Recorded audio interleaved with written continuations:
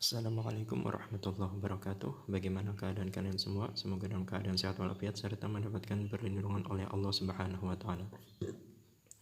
Pelajaran kita hari ini pendidikan agama Islam dan budaya Bekti. Sebelum kita memulai pelajaran, alangkah baiknya kita berdoa bersama-sama. Silahkan simak video berikut dan ikuti.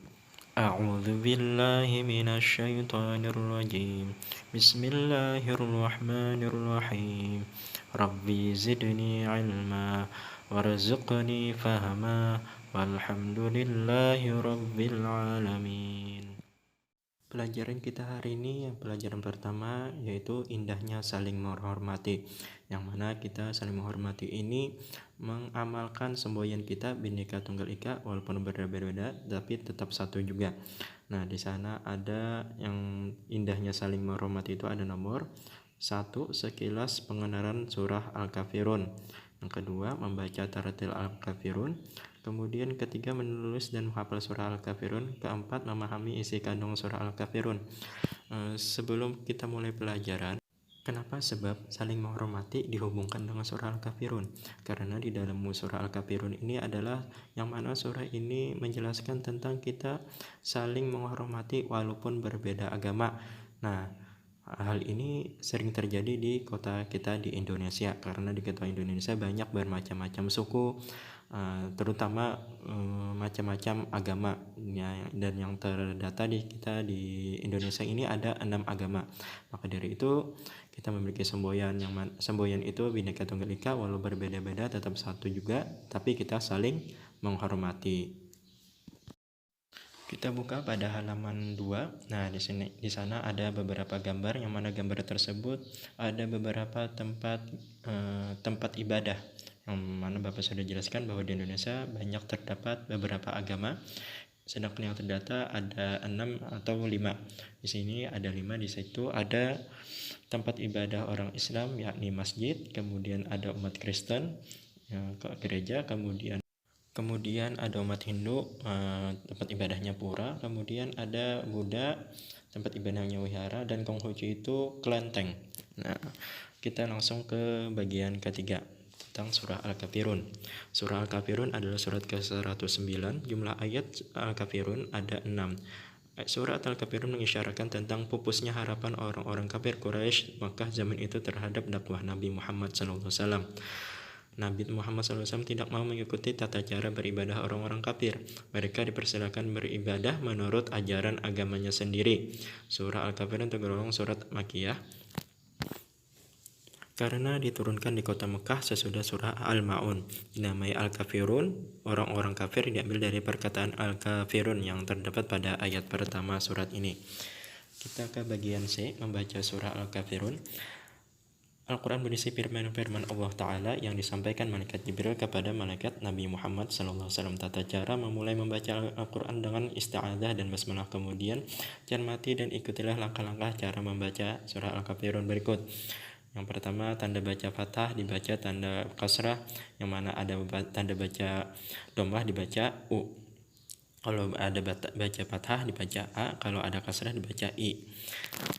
Kemudian lagi yang kedua, tanda baca tanwin yaitu tanda fathah tain dibaca an. Kemudian tanda baca kasrah tain dibaca in, dan dhammah tain dibaca un. Tanda baca sukun itu bulat atau tanda mati.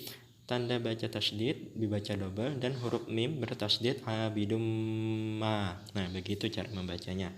Yang ketiga, membaca Al-Quran bahasa dari arah sebelah kanan ke kiri. Membaca ayat-ayat Al-Quran harus dengan lafal dan makhraj yang benar. Yang keempat, cara membaca cermati cara Bapak mengucapkan dalam melafalkan ayat-ayat Quran surah Al-Kafirun. Baik, kita ke halaman 4. Yang kelima, bacalah surah Quran surah Al-Kafirun dengan tartil. Bacalah berulang-ulang sampai lancar. Bacalah penggalan kalimat dalam Quran surah Al-Kafirun. Mari simak bacaan surah Al-Kafirun berikut. Bismillahirrahmanirrahim.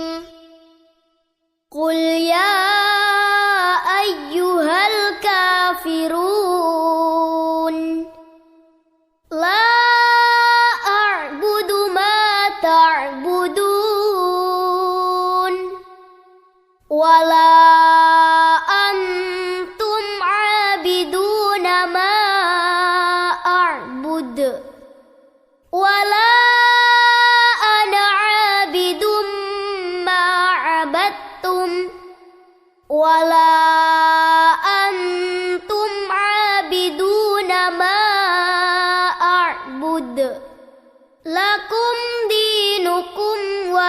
واليدين.